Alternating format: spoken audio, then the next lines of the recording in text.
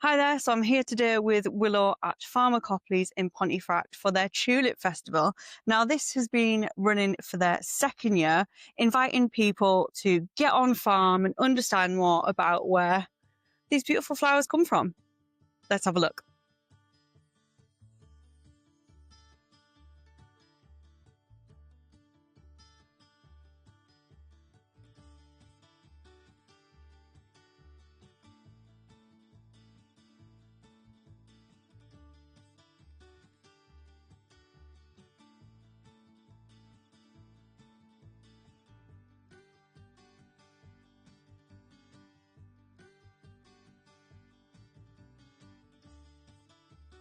Well, thank you for having me today, Heather. Oh, no, thank you for coming. And the weather is absolutely perfect for it, is it not?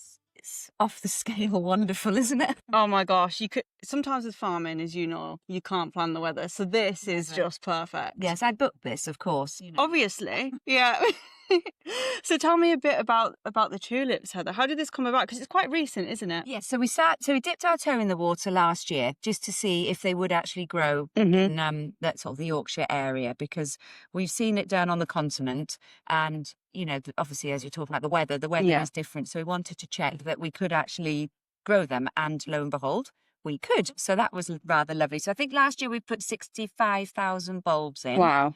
And we were absolutely shell-shocked by how many people came to have their photos taken, to see them, to have a really lovely family or couples. It's much more, it's not kiddie orientated specifically. It's more millennials, families, just, quality time together. How many people came? Amazing. So we thought everybody's going to be on this bandwagon, if I'm being completely honest. So we need to get in and corner the market for Yorkshire. Yeah. So we've put 500,000 bulbs in this year, as you can see. Yeah, it's incredible. We've invested an awful lot in our photo ops and really gone big. So we had a tiny little windmill last year, which is actually down that way, which is just in the pick your own element. And now we've got this really big one, which if it was a bit windier today would actually have the sails rotating on it. Amazing. It's too still. Hey, we can't have everything. And then obviously we've got the Ferris wheel, the vintage Ferris wheel, so you can get your elevated photos and really see it, and it's just so pretty. Honestly, I think it's amazing what you've said there about getting people on farm and people wanting to take photos and it being kind of millennial, because it is very Instagrammable, isn't it? It is very social media friendly. And I think if we can get people on farm to not only, get outside and enjoy nature, but talk about farming, absolutely, this is a really good opportunity. Do you not think? Yeah. Oh, and also it then the driver of this from a business perspective is to get people out to the farm, as you say, to get them out on a farm. And this is a very welcoming way to get them out. And then obviously they go to the farm shop where we get the opportunity to talk, do the whole field to fork bit. We've obviously got the gelato parlour where we make all the gelato from local milk, British sugar, etc., etc. And we've obviously themed some, which I think you can taste today. I think we've got some of the Stroop waffle, but it's actually made with a British version of Stroop. Obviously, we have to Anglo-size everything. And then into the cafe as well. So we really we get them on site, and then we can tell our sort of story, big story. And then hopefully they'll come back next time for strawberries, where they actually get to pick something and eat it. We do encourage people to, try that strawberry off the And I tell you what makes a difference. So last year I came and did the strawberry picking with Willow as well. Yes. And I went home and I ended up making some homemade jams from it.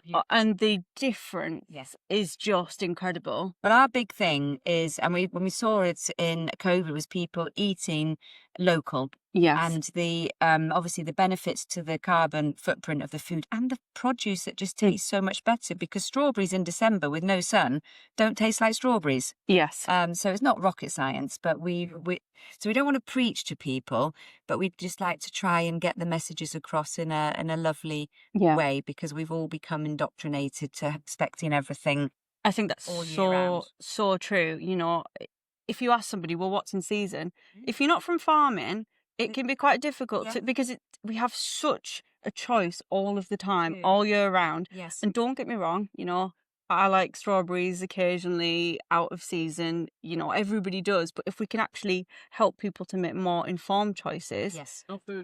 Well, and it also goes in hand with, I think, what people miss is, okay, we know it tastes better. We always have strawberries. We're talking a lot about strawberries. Obviously, we do asparagus, etc. But strawberries at Wimbledon time, they're so much cheaper. If you actually eat and cook with what's in season, when it's in season, you're going to actually feel the benefit, not only on your palate, but in your back pocket as well. So I think that's a really strong message, especially with people with the cost of living. If we could, as a community, get that across, that would be wonderful. And that's what farm shops across the country are trying to do. And we were at the Farm Shop and Deli show yesterday, and that's what we were all talking about, and all the delis, etc. as well. And you won? We did. We did. Congratulations. With the stiff competition, there were 14 in our category. And we've never managed to get the farm shop, the large farm shop one. Actually, we walked away with that and Best Northern Retailer. So we were very excellent. Pleasantly surprised. It was low. Pleasantly shocked, I think, might be better way to say it. So that was wonderful. So after now Tulips is open, we can celebrate with the team tomorrow because without them, we couldn't do any of it. So how can people get involved then? So the tickets are all available online. We do ticket it because obviously we don't want the experience to be overcrowded. So it is ticketed. All the any day tickets have gone, but you can just go online, follow the website. Ted needs to be here to be telling me what to do. Is go to our website, farmercopleys.co.uk, or our Facebook links, and you can just get the tickets there, and then you can come along and, enjoy the day. We've got the bar here, which has got shelter on it as well. We've got Dutch pancakes. We've got the Dutch sausage going off. We've obviously then got the cafe, the farm shop, the gelato, and everything all on site. And if the weather stays like this, it's a brilliant day out. Glorious. Absolutely. So Heather, outside of the business, what else do you get involved with? Okay, so Robert is we're not really good at shouting about it. Robert's been heavily involved in the Yorkshire Agricultural Society for years, and he's actually doing a chairing tomorrow, the 6 Inches of Soil. There's a film over at the cathedral in Wakefield, and then he's the Q&A person later on. So obviously the regenerative farming is key to our industry, and as a species it's key to feeding everybody. So we're involved with that. We've been involved with the new fodder refit, which I urge anybody to go and have a look at that. If you haven't been, it's really good what they're doing, and it's now very much a Yorkshire food hall. So very much it's all Yorkshire, apart from the odd tin of tomatoes, which everybody needs if you've got a butcher's. We do a lot with that. And then we've done an awful lot within the FRA, our team going to the Farm Retail Association, NAFTMA, NAFAN, the Guild of Fine Food, all these different bits, but our team get to go on all these different tours and this knowledge transfer. Incredible. And Robert and I have just come back. We've been very fortunate. I need to explain it to the team yet what we've seen. We've just done a 10-day tour of agritourism destinations and single product farm shops, in effect, in Western Australia. Oh, amazing. How was that? It was absolutely lovely. Yeah. It was really, really nice. It was lovely to see everybody. So there was 50 Rob and Heathers on a coach. Can you imagine? That's like most people's worst nightmare. 2 of us is bad enough, let alone 50 of us. So we all went up. So we're all talking, cross-pollinating, working on each other's businesses, discussing food trends, ultra-processed food. How do we own that market? So there's an awful lot of stuff that Robert and I do and our business does that the customers don't see. So I would like to, at some stage, and I'd welcome when I've formulated all my ideas, to go through maybe what they are doing in the Southern Hemisphere. That would be incredible. Really interesting bits, and I think I've got about 2,000 photos. But yeah, there's some really interesting elements that I think we, as an industry, we're always out there doing and seeing that it'd be nice to share it. I think the thing is, we can learn so much from other farms, but also, from wider afield. We need to be knowledge sharing, as you say, having these discussions, because all we can do is continue to learn. And that's one thing I love about agriculture and farming, is that every day is a school day. You learn something new every day. It is. It's great. I actually like doing the kids' university work again now. It's like going back through it all again, but it's so different. Yeah. 30 years since I was there. But no, it is. It's a very innovative industry. It's a unique industry. I love it. I know Robert does too. we get up every day. We never go to work. Yeah. We love it. Yeah. You know, it's never a chore. Although the weather is sometimes testing, but we do love what we do. And to be able to, you know, we've got food problems feeding the world, etc. And the answers are out there. We just need to get our messages across and get the support from the governments and from the customers with their feeds, because I believe we're on the cusp. Started, I'm not sure how far you judge it yet, of the fourth agricultural revolution, and I'm very excited to see what this new generation are going to develop. Absolutely. Wow. I'm sure well, no pressure. No pressure at all, but I'm sure we'll catch up, you know, in a few months when you've collated everything together, and let's have a chat about it. Knowledge share. Good. It'd be really good to help, because why not? Exactly. We're stronger together. Oh, I love that. That might be the little opening quote. Thanks, Heather. I actually nicked that from a conference I went to a few years ago. Hey, knowledge sharing, knowledge sharing. Well, thank you so much, Heather. My pleasure. Thank you. So obviously you're the farmer here. And tell me a bit, first of all, how you got into farming. Always been tractor mad. Yeah. From being a young age. My mum and dad aren't farmers. But used to be the little kid that would stand at the street waving to them as they'd come down in harvest. Oh, I love that. So then, when I was about 14, something like that, we went to a 30th birthday party, and my dad used to go to school with a farmer. Mm-hmm. And he'll not mind me saying we'd all had a few shandies. And he said he'd come pick me up in the morning, pick me out on the tractor. So I tootled off to the top of the street with a packed lunch. And, nice. 8 o'clock he turned up on the tractor, and we went out, and then ever since then I've helped on that farm from being a young lad. You know, before I could drive, sort of cleaning the grain stores out. Yeah. I always did things on the farm, like, you know, mowing the grass, and then when I got my driving licence, went and did harvest there. So did that, and then went to agricultural uni. Yeah. Got a honours in ag. Nice. At Harper, and then got offered the job here at Farmer Copleys. That'll been 3 years ago now. Amazing. So it's been quite a journey. Yeah. Predominantly just tractor driving and very arable orientated. Got a few friends that have got cattle and things, but I like my machine and I like me. Nice. I think you're kind of like one or the other, because I'm very much a cow girl. Like, I love cows. So, but if you like arable, then I drive my machine. Yeah. Dare I ask what colour tractor you prefer? You're not going to believe this. So this is stemmed from where I started. It's Deutz. Really? Oh, okay, fair. So anything green, really. Anything green. Anything green, Fenny, Hyundai, I don't mind. Yeah. Nice. No, Deutz, that comes from where I learnt everything. You know, they're a very good family to me, so they mean a lot to me, and they've helped me, you know, get where I am, and hopefully I'll, you know, carry on and get further. So are you responsible for all of these tulips? Yeah. Tell me, right, for somebody who's never grown them, obviously, how do you even start? Because I think a lot of people, like myself, come to this farm and they see, oh, there's a pumpkin festival on, and then there's strawberries, and there's tulips. Like, how do you even plan it? How do you grow it? How do you do it? Wing it. No, obviously, like I said, coming from the arable sort of background, all this was completely new to me when I first started. Yeah. So strawberries when I first started were like a big, oh God, I hated them. Did you? There's a lot more to them than you think. Yeah. You think you just put them in the floor, but you know, they're a weekly spray regime, so looking after them. So they were my nightmare. And then pumpkins I didn't mind pumpkins. They were very similar, not similar to potatoes, but similar methods of how you plant them and things, you know, on the field. You know, it felt very much like you're doing spuds. And then last year, we had a really wet spring. That really knocked me confidence with pumpkins because we had a lot fail. And then Rob and Heather turned around and says, oh, we're going to try tulips, which was, yeah, as if there wasn't already enough to do. So, to be honest, we obviously tried it last year a bit. We just bought a bulb planter online, nothing special. Tried it. It was a hit for what we did.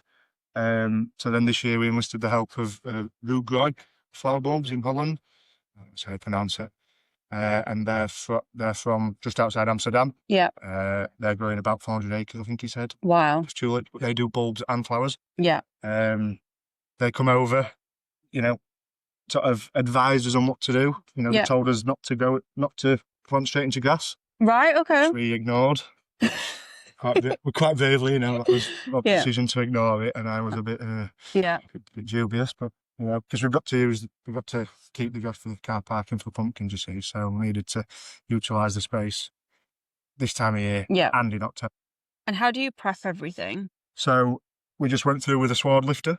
Can you explain what that is, please? Obviously, pumpkin time, 7,000 people a day in busy days. This is full of cars, so it's serious compaction. So it's just what we call a subsoiler. It's a leg with a small share on the bottom of it. Mm-hmm. We go through the grass, and it basically just lifts it. The compaction creates a pan, and it just lifts that pan up as the legs go through, and it just breaks that subsoil, hence the name. So went through with that. That just lifted the grass, and then we just simply went through with a bulb planter, which is parked over there. That's just a big share on the front. Mm-hmm. You open the flap up, which is your vape sort of cage. The bigger the bulb, the more you open it up.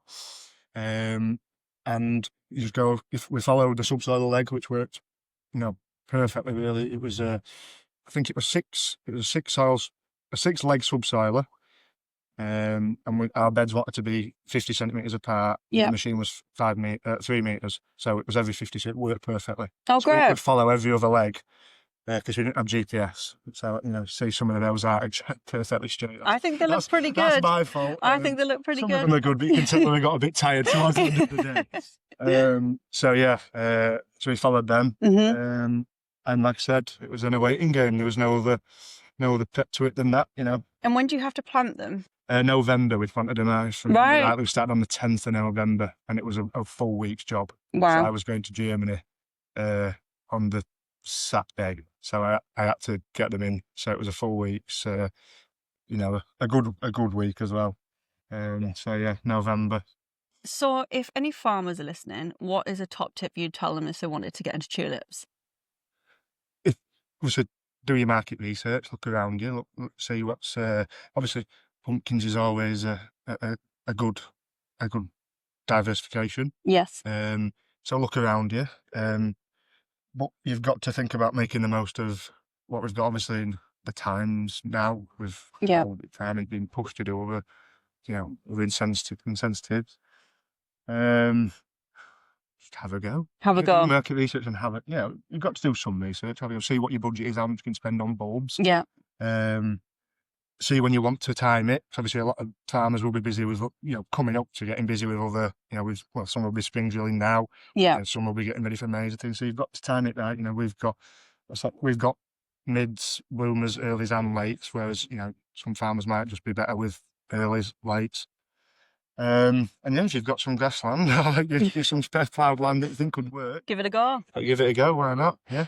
And patience key as well. If you're near a main road and you've got people driving by and seeing this, then they're bound to call in and be intrigued anyway. Absolutely. And if there's anyone listening who's not a farmer but would like to perhaps grow tulips in the garden, what tips would you give them for that? Just bang them in. Just bang them in and go for it. It's funny to say that with when we dropped seal at the end of the plant, when we lifted it out and things, we'd collected them all and we've just banged them anywhere around the farm and that. And they've come just as well. It's fine. Amazing how hardy they are. Yeah. I was really dubious as to them coming through sort of December, January time when you looked at this grassland and you saw how hard it looked doing. Yeah, that surprises me because, winter. Yeah, amazing how weak they are when you can snap them, but it's amazing, incredible how they'll break through that soil.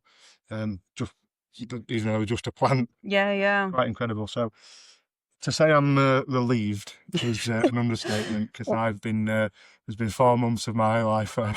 This is a lot riding on me. Oh, well, it looks fantastic. So, it looks incredible. You can breathe a little bit now. Right, and the rate right. So that's all that matters. Perfect. Well, one final question.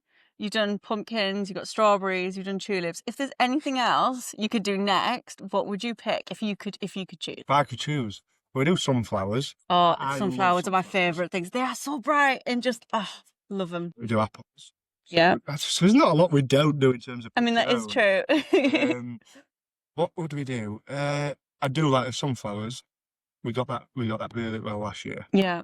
Would you maybe do more of them? We're going to start about, we did 10 acres. So Gosh, yeah. first year I started, we only did about 2 acres. I broadcast them on with a bit of a sort of last minute thing. And then last year I got who I used to work for come and drilled them for me. Right. And we did 10 acres and it did an amazing job. They looked stunning. They were perfect. So I really like doing them right. So we're going to keep them about 10 acres, I think. Nice. Take them with pumpkins. But what would I have? Yeah, if you could do anything, if you could give it a go and you thought, do you know what? Doesn't matter in terms of business. Let's go. Just get the business out of the way for 1 second. If you could just do something for fun, what would you do? What would you give a go? Yeah. It's funny, haven't we? When we went, me and my friend went to Scotland last year to a very similar farm, Craigie's farm, and our strawberries are grown in Spanish tunnels, and they had cherry trees in the tunnels. Oh. Yeah, and it was amazing to see because the birds, as soon as they turn right, the birds are on them. But because they're in the tunnel, they're able to net them and cover them in a skin. Incredible. You look down and they did blossom days, so they did picnics in the blossom. Oh, how lovely. Yeah, which is another source of revenue when you wouldn't normally have one. And then obviously when it comes to fruiting time, you've got pick your own cherries. And it did look incredible. They trained and pruned them to grow in the tunnels. Amazing. And it was really a sight. So do you have any pictures? I mean, you don't have to get them right now, but I'm totally going to get you to send me some. Absolutely, yeah. I've got plenty of pictures in that place. It was incredible. They were fruit. Yeah. They didn't do a lot of pumpkins. They didn't do tulips. They were very much fruit orientated, and they did a good job of it. Well, if I see them start popping up, I know it's you. Yeah, it really looked good, and in fact, that's something. If birds were a problem, I'd like to have cherry trees, cherry trees all over the farm. It's a beautiful one, but it really looked something when you look down and there are all these cherry trees that were going in a tunnel, which, it's not as natural as being outside, but you're able to really pick them and let people enjoy them, which, sometimes if you're not on them to the birds, obviously. Absolutely. It wasn't. Probably that. I won't do many of them. Just a few. Just a few. Not enough but yeah. Well, again, it just looks incredible. So thank you so much for chatting to me and my son, and there'll be a few more farmers out there next couple of week or two. Absolutely. Really look something. Great. Well, thank you so much. No problem. Thanks for having me.